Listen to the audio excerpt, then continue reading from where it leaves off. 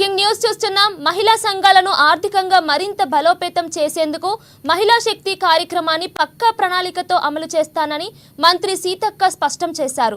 మహిళా శక్తి కార్యక్రమంపై డిఆర్డీఓలతో మంత్రి సీతక్క సమీక్షా సమావేశం నిర్వహించారు. ఈ సమావేశంలో వచ్చే 5 ఏళ్ల రుణ ప్రణాళికను ఆవిష్కరించారు. మహిళా ఉన్నతితోనే తెలంగాణ ప్రగతి సాధ్యపడుతుందని సీతక్క వివరించారు. ప్రజాపాలనలో మహిళా సాధికారతకు పెద్దపీట వేస్తున్నామన్నారు.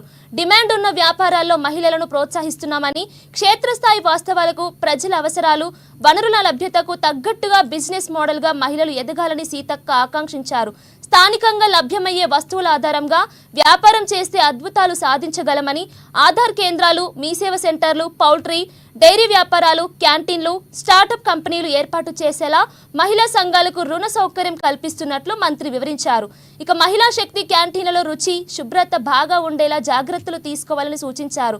కాంగ్రెస్ అంటేనే మహిళా పక్షపాతి అని, ఇందిరాగాంధీ ప్రధానిగా దేశానికి ఎంతో సేవ చేశారని, సోనియా గాంధీ తెలంగాణ కళను సహకారం చేశారని సీతక్క గుర్తు చేశారు.